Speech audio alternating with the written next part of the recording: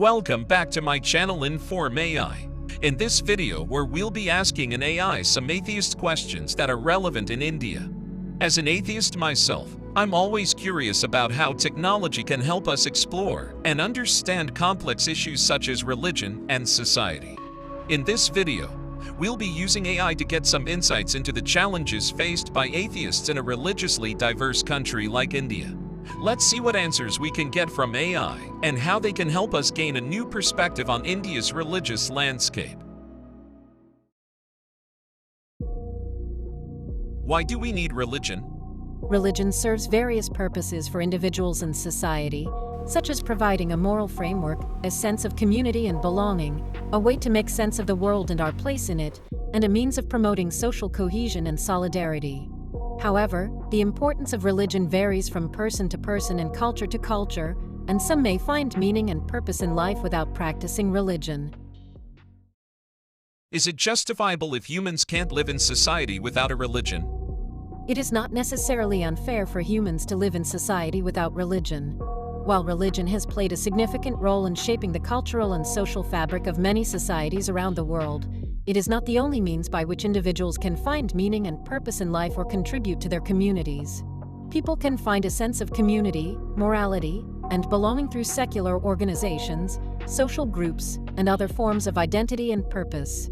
Ultimately, the decision of whether or not to practice religion is a personal one that should be respected, and individuals should have the freedom to choose their own beliefs and ways of living in society. Is it ethical to force religious beliefs onto children before they are able to make their own decisions about their beliefs and values? No, it is not ethical to force religious beliefs onto children before they are able to make their own decisions about their beliefs and values. Children should be allowed to explore and develop their own beliefs and values without external pressure. Forcing a particular religious belief onto a child can limit their ability to think critically and independently, and can lead to feelings of guilt or shame if they later reject those beliefs. Additionally, children should be given the freedom to choose their own path and make their own decisions based on their own experiences and beliefs, rather than being coerced into a particular belief system.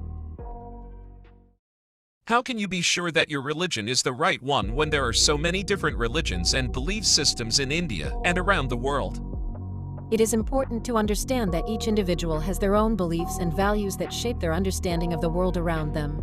While it may be difficult to know with absolute certainty that one's religion is the right one, many individuals find comfort and meaning in their faith and choose to practice it as a way to connect with a higher power and community. It is important to respect and tolerate different beliefs and perspectives, recognizing that diversity and pluralism are integral components of our shared humanity. How can you reconcile the idea of an all-powerful and loving God with the suffering and injustice that exists in India, such as poverty, corruption, and social inequality? The concept of reconciling an all-powerful and loving God with the existence of suffering and injustice in India is a deeply personal one that each individual must grapple with in their own way. While some may find comfort in the idea that God has a plan or purpose for everything, others may struggle with the apparent contradictions between a loving God and the existence of pain and inequality.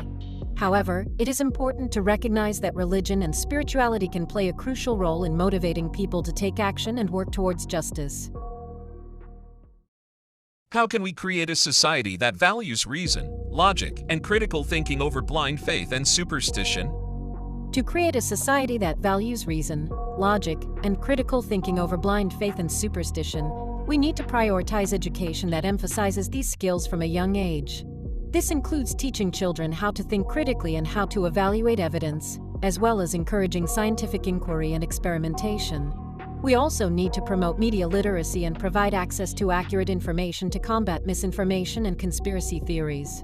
Additionally, we can support the development of a culture that values open-mindedness, intellectual curiosity, and skepticism, and encourage public discourse that is grounded in evidence and rational argumentation. Ultimately, creating a society that values reason and critical thinking requires a collective effort to promote education, cultivate intellectual curiosity, and prioritize evidence-based decision-making. How does religion impact political decision-making in India, and what are the implications for democracy? Religion plays a significant role in political decision-making in India, with politicians often leveraging religious identities and sentiments to gain votes and power. This is particularly evident in the country's Hindu nationalist movement, which seeks to promote Hinduism as the dominant cultural and political force in India. However, this has raised concerns about the implications for India's democracy, as it can lead to exclusion and discrimination against minority groups, such as Muslims and Christians. Additionally, religious polarization and communal violence have been on the rise in recent years, leading to fears that this could undermine the country's secular and pluralistic ideals. Therefore, it is important for political leaders and citizens alike to uphold the principles of tolerance, diversity, and respect for all religions in order to maintain a healthy and vibrant democracy in India. How can we justify the use of public funds to support religious institutions and practices, particularly in a country where many people live in poverty and lack access to basic services? Using funds from religious organizations to create more churches and institutions while people are living in poverty and struggling to meet their basic needs may not be justifiable. Religious organizations have a responsibility to use their resources to serve their communities and address social issues, including poverty and inequality. In situations where there are limited resources, it may be more appropriate for religious organizations to focus on providing essential services to those in need, such as food, shelter, and healthcare. However, it is also important to recognize that religious institutions can play a positive role in promoting social cohesion and community development, and that the decision to use funds to create more churches and institutions may depend on the specific circumstances and priorities of the religious organization in question. Ultimately, religious organizations should strive to balance their religious mission with their social responsibility to address the needs of their communities.